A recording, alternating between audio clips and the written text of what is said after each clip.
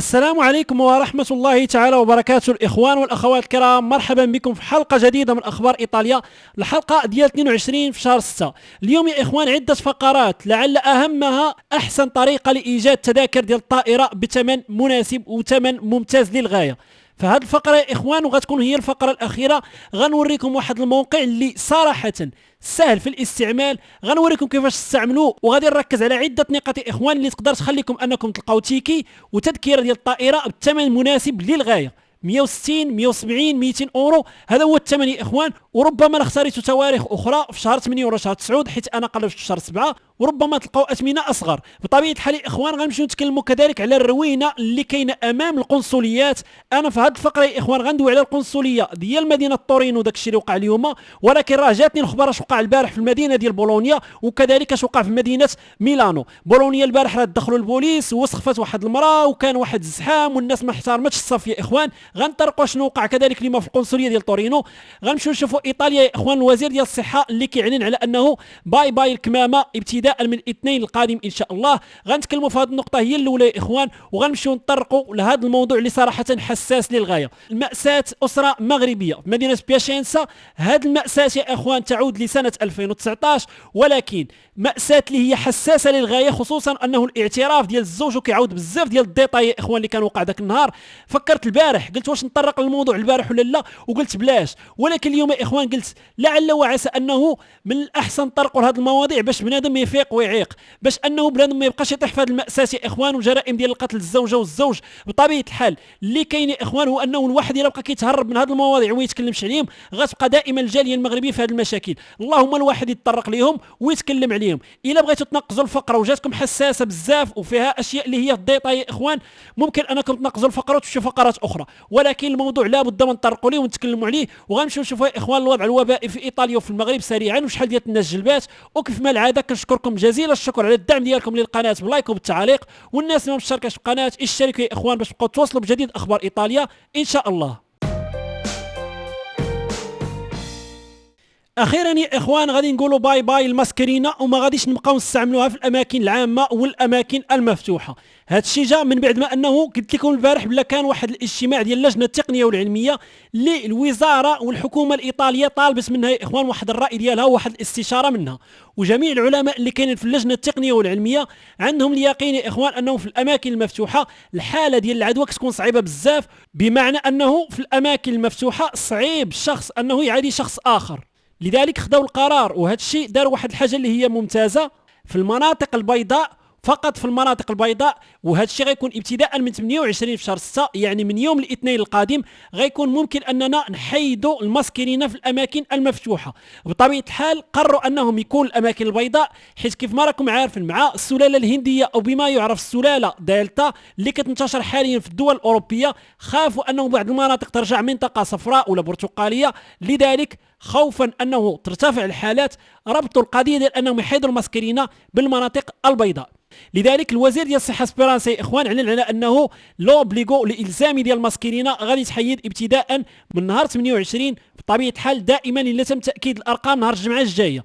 وفيما يخص يا اخوان المناطق اللي كتكون فيها تجمعات ولا كيكون فيها الزحام، فهاد الحاله الواحد ديما خاصها تكون الماسكرينه معاه في ايدو، باش لو لقيت اللي كان غيدخل واحد النيغوسيو ولا غيدخل واحد تشاندرو كوميرشالي ولا غيدخل واحد البلاصه اللي فيها الازدحام وخا في مكان مفتوح، خاصو لابد ما يدير الماسكرينه. وفيما يخص الريستورات والبيران، الا كنتي جالس في الريستورا في الطابله، هذيك الحاله ممكن انك تحيد الماسكرينه. وقفتي باش تمشي للبانيو ولا تمشي للكاس ولا تخرج لشي بلاصه، لابد ما دير الماسكرينه. الناس اللي خدامين في الريستورات خاصهم يديروا الماسكرينه واخا يكونوا خدامين في الاماكن المفتوحه. وفيما يخص الترانات يا اخوان والطيارات، راه دائما لابد من الماسكرينه، القانون ما تبدلش. كذلك فيما يخص الطوبيس، الا كنتي واقف في البلاكه ديال الطوبيس ممكن انك تنزلها، لو لقيت اللي طلع الطوبيس لابد ما خصك ديرها. وفيما يخص يا اخوان الناس اللي جالبين، كان واحد النقاش فيما يخص اللجنه التقنيه والعلميه والمنسق ديالها والرئيس ديالها فرانكو لوكاتيلي، قال بلا انه عندنا واحد الاتفاق ونصحنا الحكومه الايطاليه باش انه الا كان واحد البلاصه واخا مقفوله واخا مسدوده يكونوا فيها الناس كاملين جالبين،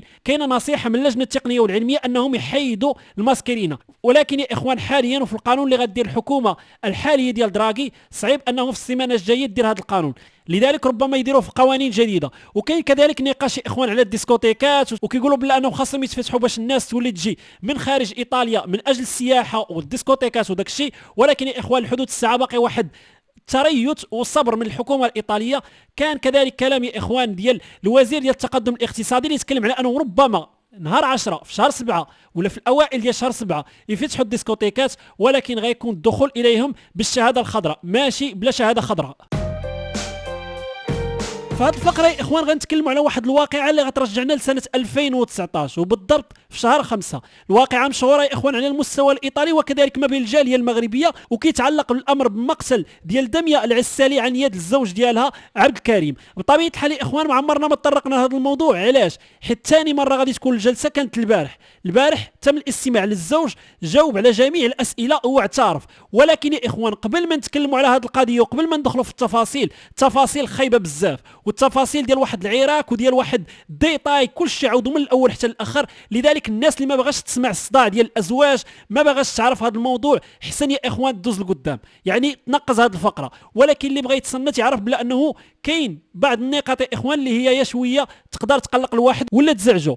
بطبيعه الحال يا اخوان هذا الشيء وقع في مدينه بورغونوفو اللي كاينه في البروفينشا ديال بياشينسا. الطبيب اللي دار عمليه تشريح على الجثه ديال الزوجه داميه قال بلا انه ما كانتش كتسنى وكتوقع انها توفى وحاولت تعتق راسها. بطبيعه الحال الزوج عبد الكريم فكاهي اللي متابع حاليا بتهمه ديال القتل المتعمد المشدد تم القبض عليه يا اخوان ايام قليله بعد العثور على الزوجه ديالو. هاد السيد يا اخوان راه من شهر 5 ديال 2019 هو في السجن. دميه اللي كانت ام ديال جوج الاطفال اللي كان عندهم 5 سنين و3 سنين، وكذلك بنت اللي كانت عندها في المغرب عندها 21 او 22 سنه اللي كانت كتقرا في الجامعه. بطبيعه الحال يا اخوان الزوج اشنو قال في القضيه؟ قال بلا انه قال لهم داك الشيء كان كيجيني بحال الحلمه، والحدود الساعه باقي كيبان لي داك الشيء بحال الحلمه. قال لهم نعم قتلتها، ما بقيتش متحكم في راسي وما كنتش انا هو هذاك. قال لهم ندمت، ضيعت الحياه ديال بناتي والحياه ديال الزوجه ديالي والحياه ديالي انا كذلك. بطبيعه الحال يا اخوان حنا كنعاودوا التفاصيل ديال واحد الجلسه ديال المحكمه، لا ندافع على المجرم اللي هو كيبقى دائما مجرم يا اخوان، كيف ما كانت الواقع اللي غادي توقع ربما شي واحد يتعاطف معاه، ولكن نذكركم انه الضحيه دائما هي هذه السيده مهما كانت الواقعه. كيف ما كنقول لكم دائما من تكون المشاكل كثيره ما بين واحد الزوج ولا واحد الزوجه وتوصل يعني للعنف، دائما اللهم الطلاق ولا هذا الشيء. كنعاود نذكرها لكم دائما هذه الجمله يا اخوان، اللهم الواحد يطالق ولا يوصل لهذا الملاحق. بطبيعه الحال يا اخوان بزاف الناس ربما تعاطف معاه، ولكن راه هذا الشيء اللي كيقول هوايه راه كيقولوا غير هوايه. السيده اللي غادي تقول لنا النسخه ديالها توفات الله يرحمها، ولكن يا اخوان القاضي العادل هو اللي كيتصنت لجوج الناس. فهذه القضيه للاسف السيد قاتل وكيعترف. لذلك يا اخوان ما كاين لاش التعاطف. هو كان واحد الشخص يا اخوان اللي هو ريزيرفاتو، يعني ماشي شي واحد اللي منفتح بزاف، كان دائما كيحترم الناس وكان مهدن. وعلى حساب يا اخوان الشهود اللي من بينهم الاستاذه ديال الطفله ديالو اللي كان عندها 5 سنين، قالت لهم فاش كان كيجي كيدي الطفله ديالو كان مهدن وكان كيحترمنا، ومني كان كيجي البنت ديالو كيف ما كتشوفوا كتمشي تلاح ليه في عنقه. بطبيعه الحال يا اخوان هذا الشيء كامل كيلاحظوه الاساتذه وهذا الشيء كامل كياخذوه بعين الاعتبار. بطبيعه الحال المشكل ديال هذه العائله يا اخوان هو انه الزوجه هي اللي كانت خدامه في واحد الشركه ديال الدجاج، والزوج مقابل الابناء ديالو مقابلهم وفرحان انهم قابلهم وكان مهلي فيهم، هذا الشيء على حساب شهادات ديال الناس. وبطبيعه الحال يا اخوان المشكل نهار غادي يوقع غيهز ولادو وغادي يهرب، غيبقى يدور ما بين ايطاليا وما بين فرنسا، وفي الاخر غيشدوه في واحد لاوتوغريل في واحد لاريا دي سيرفيسيو ساحه الاستراحه ديال اكواترو فيشينو اتريفيزو. بطبيعه الحال الحدود الساعه راه 6 شهور هو كان كيدوز عند البسيكياترا الطبيب ديال الامراض العقليه، والحدود الساعه مازال كياخذ الادويه. قال بلا انه داك الشيء اللي غيوقع حيت الجثه ديال داميه لقاوها نهار 8 في شهر 5 ديال 2019، هي كانت توفات يا اخوان نهار 6 في شهر 5. لذلك اشنو وقع؟ قال لهم هاد السيده يا اخوان راه قتلها ب8 ضربات ديال الموس وضربه وحده دازت لها العنق ديالها كامل. لذلك السيده توفات في دقائق معدوده بسبب انه تخنقات وكذلك النزيف الدموي اللي كان عندها. بطبيعه الحال عاود لهم الحادثه اللي وقعت ديك النهاريات، قال بلا انه هذيك النهاريات كانت مقلقه بزاف وكانت كتنقول عليه بزاف، وبداو كيتناقشوا في المرح. ومن المرح دزنا قال لهم للصالون، وفي الصالون داميه هرست بعض الفازات يا اخوان اللي كانوا محطوطين في الصالون. كانوا يلاه تغداو، الوليه الصغير كان ناعس والبنت كانت في البيت ديالها الاخرى اللي عندها 5 سنين. بطبيعه الحال بداو كيتناقشوا هذا الشيء اللي كيعاود هوايه، وقال لهم انا عرضت عليها انها تعيط على الام ديالها تجيبها للدار. بطبيعه الحال العلاقه اللي كانت عندهم مع نسيبته ما كانتش مزيانه على حساب الشهود، هذا الشيء قال في الجلسه الاولى وهذه كانت الجلسه الثانيه. وبطبيعه الحال يا اخوان الوقيته اللي قال له هو ديك الهضره على حساب ما كيعاود هوايه شدته من العنق ديالو، ولكن هو غير بعدها وبواحد الشطابه ضربته للبلاصه يا اخوان اللي كان فاتح عليها، كان فاتح عليها الفتق، ضربته تما يا اخوان وبداو كيتغاوتوا. جات البنيه الصغيره اللي عندها 5 سنين عطاها التليفون ورجع البيت ديالها، من بعد قال لهم مشات للكوزينه باش تهز شي موس، تبعتها شديتها من يدها وقال لهم في هذيك اللحظه ما بقيت عاقل على حتى شي حاجه، عنده واحد الفراغ في الدماغ ديالو. قال لهم غيبت ومني فقت يعني لقيت الدمايات وكل شيء، غسل يدو وغسل المسائل، هز حوايجو، هز البيسكوتي وهز ولادو، هز واحد 9 المليون اللي كانت كاش عنده في الدار ديال الدميه اللي كانت خدامه فيها وهرب يا اخوان. وكان غادي يسلم راسو للبوليس. بطبيعه الحال مني واحد البنت بدات كتغوت عندها 5 سنين، ما بغاش يمشي عند البوليس، ما سلمش راسو، ولكن يا اخوان بقى كيدور ما بين فرنسا وايطاليا. بطبيعه الحال الاسئله عده، ومن بين الاسئله اللي طرحت عليه يا اخوان لا من المحاميين لا من المدعي العام لا من القاضي، هو انه من بين هذه الاسئله اللي طرحت عليه علاش ما مشيتيش للسبيطار اللي كان قريب من المنزل ديالك، علاش ما رجعتيش للمنزل ديالك وانت كنتي دزتي من ميلانو الوقيته اللي بقيتي كدور في هذيك 3 ايام. من بين الاسئله مني نتايا كنتي كوما قلتي غيبتي، كيفاش قدرتي تسوق 3 ايام متتاليه؟ من بعد الاسئله الاخرين اش كانوا كيديروا الوثائق ديال ولادك في الطوموبيل، فين كنتي باغي تمشي؟ بطبيعه الحال من بين الاسئله اللي طرح عليهم القاضي دابا قال ليه بغيتي تقول لنا بلا انه دميه هي اللي كانت كتضربك وبلا انه هي اللي كانت كتهدك وباغا تقتلك. بطبيعه الحال يا اخوان قال لهم انايا ما عرفتش اش كانت باغا دير وما عاقلش على حتى ناموس هزاز. بطبيعه الحال الاسئله اللي كانت راها متعدده وكيقولوا لي مني كنت انت ما عاقلش على راسك، كيفاش كتقول بلا انه البنت ديالك ما حضرتش لهذيك العمليه ديال القتل وبلا انه ما شافت حتى شي حاجه، يعني انت ما كنتيش عاقل وكنتي مغيب. بطبيعه الحال يا اخوان السؤال الكبير هو انه علاش الى واحد البنت اللي هي عندها 5 سنين قالت لك ما تمشيش للبوليس علاش ما غتسلمش راسك؟ هذا الشيء ماشي زعما كاين مبرر. بطبيعه الحال اسئله عده، ولكن هو قال لهم انا بنتي بقات مخلوعه من البوليس مني جاو عندنا واحد المره في شهر 3 ديال 2019 شهرين قبل ما توقع الواقعه.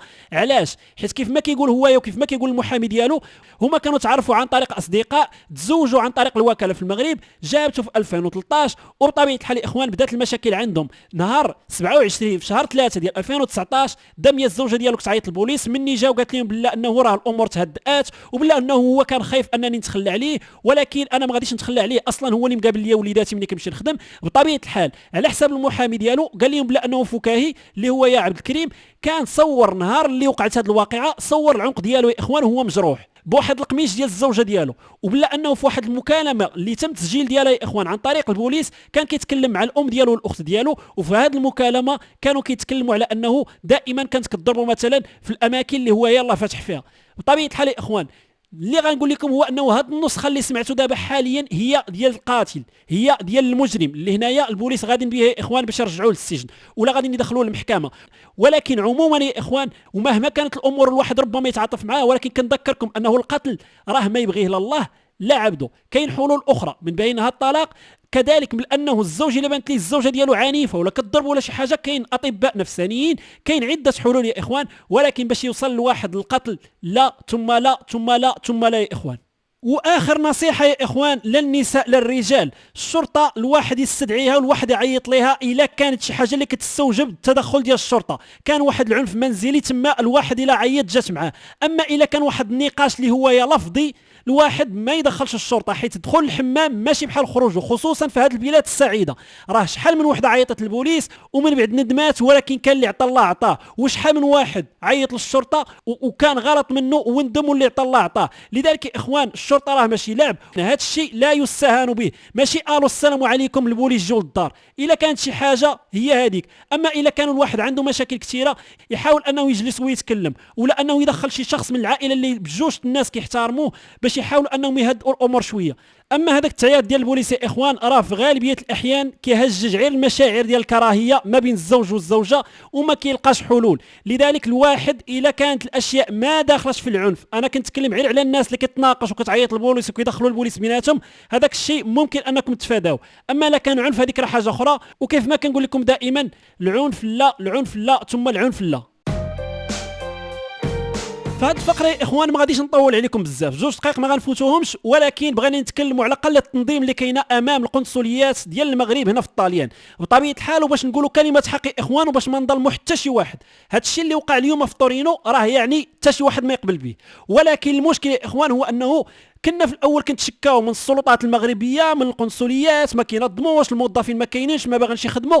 ولكن يا اخوان راه بشهاده ديال بزاف الناس اللي تكلمت معاهم انه الموظفين البيروات عامرين، بنادم خدام. ما عندنا ما نقولوا الناس ديال القنصليه ديال طورينو، ما كاين ما يتقال لهم. المشكل في المواطنين يا اخوان، كلمات حق تتقال لانه ما كاينش التنظيم. اليوم يا اخوان غير باش نختصر لكم، راه جاو 4 ستافيطات ديال البوليس، 5 الفولانتي ديال البوليس، وكذلك سيارات اخرى ديال البوليس يا اخوان اللي هما سيفيل. بطبيعه الحال علاش؟ حيت ما كانش الانتظام امام القنصليه المغربيه. والمشكل اللي وقعوا فيه المغاربه ديال طورينو يا اخوان هو انه غادي نقولها لكم دابا وبقاو عاقلين عليها، الله يرحم بها الوالدين، اللي مشى امام القنصليه ديال طورينو ما يقيدش سميتو في ورقه، لانه القنصليه ديال طورينو ما كتعترفش باي لائحه ديال الناس اللي كتسنى. اللائحه ملي كتدخل كيعطيوك النمره ديالك، ولكن الخارج كدير السيرفيس كيف ما كديري عند ليمبس، كيف ما كديري امام الكويستوره ملي كتبغي تمشي تيري البيرميسو ديالك. الواقعه اللي وقعت اليوم يا اخوان هو انه جات ناس مع 5 ديال الصباح، كاين اللي مشى مع 6، ومني مشاو تمايا كان واحد الاخ اللي طلب منهم انهم يكتبوا الاسم ديالهم في واحد الورقه، ومن بعد غيدخلوا على حساب داك الترتيب. اللي وقع هو انه القنصليه كاتباها في الباب، كتقول لهم ما كنعترفوا حتى شي لائحه. الوقيته اللي فتحوا مع 9 قال لهم ما كاين لا لائحه لا حتى شي حاجه. اشنو وقع؟ كاين اللي جا مع 5 كتب سميتو في اللائحه وباعد، وكاين اللي جا مع 9 لقى راسو ما بين الاوائل، وهذاك اللي جا مع 5 لقى راسو ما بين الاخرين. لذلك ما تقبلوش الامر يا اخوان، وقفوا امام الباب ديال القنصليه، شويه هجموا على الحارس الايطالي اللي كاين تما يا اخوان، الغوارديا جوراتا، وهذا الشيء اللي خلى انا عيط البوليس. جاو حضروا البوليس بكثافه يا اخوان، ولكن الحمد لله دخلوا شي ناس والامور هدات يا اخوان، وجا كذلك ناس اللي هما من الكويستوره تكلموا مع القنصل وداك الشيء. ولكن المشكل اللي كاين هنا يا اخوان راه اصلا في المواطنين. انا من طرحت السؤال في مواقع التواصل الاجتماعي في الانستغرام، واش شي واحد كان في القنصليه ديال طورينو يحكي لي اشنو وقع، حيت هذا الشيء اللي كنعاود لكم انايا اتصل بيا السيد وعاودوا لي، وانا ماشي كذبته، ولكن باش يكون عندي شهادات اخرى. مني نشرت المقال في الصفحه ديال الانستغرام اتصلوا بيا بزاف الناس وقالوا لي نعم هاش اللي وقع وها اللي وقع وها اللي وقع.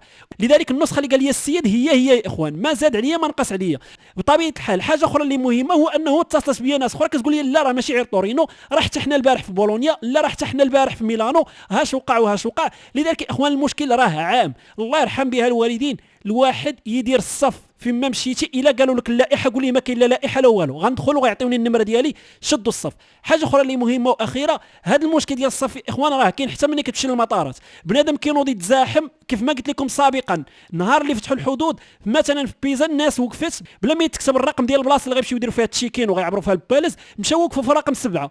الناس ديال شركه الطيران شافوا تعيين وفتحوا رقم 7. ولكن يا اخوان ما فيها باس الواحد يتسنى حتى تكتب السميه ديال البلاصه اللي غيديروا لنا فيها التشيكين ونمشيو ليها. كذلك الناس ملي كتبغي تركب في الطياره كلشي كيتزاحم، كلشي باغي يركب في البيس الاولاني. الاخوان راه واخا تركب حتى الاخر غادي تمشي في الطياره، ما غاديش يخليوك تمايا وما غيهربوش عليك. بطبيعه الحال انا نقول لكم التجربه الشخصيه ديالي، انا من هذوك الناس اللي مكالمي بزاف، نقدر نركب انا الاخر في الطياره ما عندي حتى شي مشكل. واخا بعض المرات كنلقى البوست ديالي عامر، الا كنت مخلص البلاصه حيت عاجباني ودافع على واحد 3 اورو ولا 5 اورو ولا 10 اورو باش نجلس في هذيك البلاصه، كنوض مولاها. كانوا شي اطفال ولا معاهم هم كنت ساهل معاهم. ولكن يا اخوان الواحد ما كاين لاش تزرب وما كاين لاش تزاحم، كلشي غيتقضاو بلا صداع بلا روينه. حيت هادشي يا اخوان راه الشوهه والله الا الشوهه، خصوصا انه الناس اللي ساكنه هنايا راه واحد الوقيته الفيله اللي كانت راه سدوا على الناس ديال واحد البالاتسو، حتى هما كانوا من الناس اللي عيطوا للبوليس. يا اخوان واش واحد ما تخليه يخرج ما يدخل من دارو علاش حيت كاينه الفيله قدامه؟ راه عيب. وهاد الصوره اللي تذكري يا اخوان راه ديال شهر 3 فاش كان زحام ودخلوا البوليس دائما في القنصليه ديال طورينو. ولكن الصوره ديال اليوم راه ما كاينه حتى شي صوره، هذه غير صوره من الارشيف. هاد الفقره يا اخوان غتكون واحد الفقره غنيه بالمعلومات وغتفيد بزاف ديال الناس، خصوصا الناس اللي باغا تمشي للمغرب ومازال كتقلب على التذكره بثمن مناسب. وحيت الموقع ديال لارامي يا اخوان خطوط المملكه المغربيه فيه اثمنه اللي هي باهظه وليست في استطاعه الجميع، وبزاف الناس كتوصيني سفيان الوقيته اللي تكون الاثمنه المناسبه قولها لنا في الفيديو. انا فكرت علاش ما نوريكمش طريقه اخرى، لانه تستغنيوا على خطوط المملكه المغربيه وتمشيو تشوفوا في مواقع اخرى وبطريقه سهله جدا للغايه، تلقى واحد التيكي يا اخوان وتلقى واحد التذكره اللي والمك الثمن ديالها. لذلك سريعا وبلا ما نتعطل عليكم يا اخوان، وباش نعطيكم مثال حنا نديروا بلانه واحد الشخص باغي يمشي نهار 12 في شهر 7 بطبيعه الحال قبل العيد. لذلك الانطلاق غنديروه من مدينه بولونيا على سبيل المثال، وغادي نختاروا المدينه ديال الذهب الدار البيضاء. فيما يخص التاريخ غنختاروا نهار 12 في شهر 7. وكيف ما غتشوفوا معايا يا اخوان الاثمنه راها باهظه وباهظه للغايه، كنتكلموا على 843 اورو، في حين انه الا مشينا لواحد الموقع اخر يا اخوان هو skyscanner.it. الا ما عرفتيش توصل لهذا الموقع كتبها في جوجل وغيطلع لك. بطبيعه الحال هذا الموقع يا اخوان الا فهمنا هاد الصوره اللي كاينه حاليا غنفهموا كل شيء. انا غنشرح لكم مزيان. الا كنتي باغي تاخذ غير فولي ديريكت يعني ما بغيتيش دير سكالو، كليكي هنايا وغيعطيك غير الرحلات اللي هي بلا سكالو يا اخوان ومباشره. كنتي باغي حتى رحلات اللي هي بالسكالو تكون الثمن ديالها نازل، حيد هذه العلامه الزرقاء اللي كتكون هنايا ودير الريشيرش ديالك. بطبيعه الحال الحاجه اللي خاصكم تفهموها هي هذه، غدير الانطلاقه منين؟ الانطلاقه انا كنصحكم انكم ما تحدوش المدينه، ديروا البلد، ديروا ايطاليا. وفي هذه النقطه يا اخوان غيعطيكم جميع المدن الايطاليه والثمن ديال اقل رحله وارخص رحله كاينه من هذيك المدينه. نعطيكم على سبيل المثال، حنا غنديروا ايطاليا، والوصول الا كنتي باغي توصل للمغرب غدير المغرب وتختار ديك الساعه المدينه اللي هي ارخص. اما الا كنتي باغي توصل لواحد المدينه اللي هي محدده، مثلا الدار البيضاء غدير الدار البيضاء كازابلانكا، كنتي باغي تمشي لفاس غدير فاس، وهكذا. فيما يخص الانطلاقه يا اخوان، وهذه راه مهمه بزاف، الا كان الواحد باغي يمشي نهار 12 يدير نهار 12 ويدير داتا سبيسيفيكا. كنتي بغيتي تشوف الاثمنه ديال النهارات اللي قبل 12 واللي من بعد 12 والشهر كامل، دير توتو المازي ودير شهر 7. بطبيعه الحال هذا هو الحل اللي كنصحكم به، وغدير تشيركا. شوفوا معايا يا اخوان النتيجه كيفاش غادي تكون. هنا الانطلاق من ايطاليا كامله والوصول الى الدار البيضاء. شوفوا الانطلاق من روما، من برينديزي، من باليرمو، من عده مناطق يا اخوان، ميلانو، بيزا، تورينو، كونيو، وعده مدن يا اخوان. حنا نختاروا مثلا مدينه روما المدينه الاولى، وغادي نمشيو نشوفوا الكالنداريو كامل والاثمنه ديال التيكيات. كاين 163 نهار واحد، كاين 175 نهار جوج، وكاين كذلك 61 اورو نهار 29، واثمنه مختلفه 100 اورو نهار 25. حنا كان كيهمنا نهار 12، غنديروا نهار 12 وغندير تروفا فولي. لذلك هو غيلقى لنا يا اخوان الرحلات الاتيه، يلقى لنا رحله ب 177. الا جينا نشوفوا مقارنه بالرويال اير ماروك اللي كانت 843، راه كاين فرق كبير وكبير بزاف. بطبيعه الحال يا اخوان هذه الرحله فيها السكالو، والسكالو راه كيف ما غتشوفوا معايا من روما الى مدريد، وفي مدريد غتجلسوا ساعه و20 دقيقه، وغاديروا الديبار من مدريد الى الدار البيضاء. الرحله كامله غتدوم تقريبا 6 سوايع الا ربع، والثمن ديالها راه 177 اورو. كنتو باغيين الرحلات المباشره، وبطبيعه الحال يا اخوان انا شديت روما. ممكن انكم تختاروا مدينه اخرى، ميلانو، بيزا، وعده مناطق يا اخوان، كل واحد يختار المدينه اللي بغى. الا بغينا غير فولي ديريت يعني رحلات مباشره، غتخليو هذه العلامه الزرقاء، غديروا ايطاليا وغنديروا الدار البيضاء مثلا، ودائما شهر 7، وغنديروا تشيركا. وكيف ما غتشوفوا معايا غير الرحلات اللي هي مباشره. وفي شهر 7 كاين رحلات من روما ب 61 اورو، كاين من ميلانو 113 اورو، كاين من بيزا 149 اورو، وكاين من كونيو 161 اورو. حنا نختاروا اي مدينه يا اخوان على الله، مثلا ميلانو هذه المره، واخا الرحلات غاليين بزاف، راه الثمن كيف ما غتشوفوا معايا نهار واحد داير 235، نهار جوج داير 190، نهار ثلاثة داير 151، وهكذا. نهار 12 اللي حنا اختارينا غنمشيو نديرو افانتي، وغنشوفوا الرحله من اين مواقع كاينه يا اخوان، وراه كيدير البحث ديالو حاليا. لقينا رحله مباشره من ويتس من مدينه ميلانو الى الدار البيضاء، الرحله كدوم 3 سوايع و10 دقائق ب 175 اورو. كاينه كذلك من الاير عربيه دايره 253 اورو. وكتلاحظوا الفرق يا اخوان ديال الثمن، لانه كاين الناس اللي غتمشي تقلب غير مثلا في الاير عربيه وما فراساش الموقع ديال ويتس، وكاين الناس اللي غتمشي تقطع مثلا في رويال اير ماروك دايره 741. لذلك حنا غنختاروا نديروا فيديو اوفيرتا، وغتلقاو يا اخوان واحد الجمله ديال المواقع اللي هي كتعطيكم الرحلات. بطبيعه الحال النصيحه هي انه ما تمشي حتى شي موقع الا الموقع ديال الشركه هنايا سميتها ويز اير، واللي هو هي الموقع الاول. كاين ربما، وهذا الشيء غنوريه لكم يا اخوان، مثلا هذه الرحله يا اخوان اللي هي من مدينه تورينو الى مدينه فاس، واللي الثمن ديالها 221 اورو 215. كاين عده مواقع اللي كتبيع هذه الرحله، ولكن النصيحه اللي كنقول لكم دائما يا اخوان ما تشريو من حتى شي موقع، شريو من الشركه الاصليه اللي في هذه الحاله ديال الرايانير كتبيعوا ب 234. كاين هذا الموقع اللي كيبيعوا ب 221 حتى هو ثقه يا اخوان، ولكن تفاديا لانه تكون مشاكل قطعوا من الموقع ديال الشركه وغديروا افانتي. بطبيعه الحال يا اخوان بهذه الطريقه اللي هي سهله للغايه غتلقاو عده تذاكر يا اخوان بثمن مناسب، وممكن انكم تبقاو تلعبوا هنايا تحدوا المدينه وديروا الوصول الى المغرب، وهذيك الساعه يعطيكم المطارات ديال المغرب والثمن الاقل اللي كاين في هذاك الشهر. وربما انكم ديروا بولونيا وديروا الرباط ويلقى لكم واحد الرحله اللي فيها سكالو. لذلك يا اخوان كاين عده حلول. هذا الموقع راه لا عرفتوا تتعاملوا معاه ولا عرفتوا تقطعوا منه، راه واحد الرحمه. انا راه كيف ما قلت لكم سابقا اكثر من 10 سنين وانا كنستعمله يا اخوان في التقطاع. فيما يخص الناس اللي خدات الجرعه الاولى يا اخوان في ايطاليا، راهم 30 مليون و639 الف شخص، اي بنسبه 51% ديال المواطنين الايطاليين. الناس اللي خدات الجرعه الاولى والجرعه الثانيه راهم 16 مليون و173 الف، اي بنسبه 27.29%. الناس اللي لقينا اليوم راهم 834، الناس اللي توفوا 31، والناس اللي تشافوا 4600، في حين انه الناس اللي مازال بوزيتيف راهم 72 الف، والناس اللي نقصت على الانعاش راهم ناقص 23، والناس اللي خرجات من السبيطار راهم ناقص 101، والناس اللي باقا في السبيطار حاليا راهم 2289. فيما يخص المغرب يا اخوان، الناس اللي تمت الاستفاده ديالهم من الجرعه الاولى راهم 9 مليون ونص، الناس اللي خدات الجرعه الاولى والجرعه الثانيه تقريبا 8 مليون ونص، والناس اللي تلقاوهم يوم بوزيتيف راهم 437، الناس اللي تم الاستبعاد ديالهم 12500، الناس اللي تشافوا 381، والناس اللي توفاو 3 الله يرحمهم، في حين انه الحالات اللي كتلقى العلاج راهم 3648. بهذا كنكون وصلنا لاخر الحلقه. تهلاو في ريوسكم يا اخوان، والى اللقاء في فيديو قادم ان شاء الله.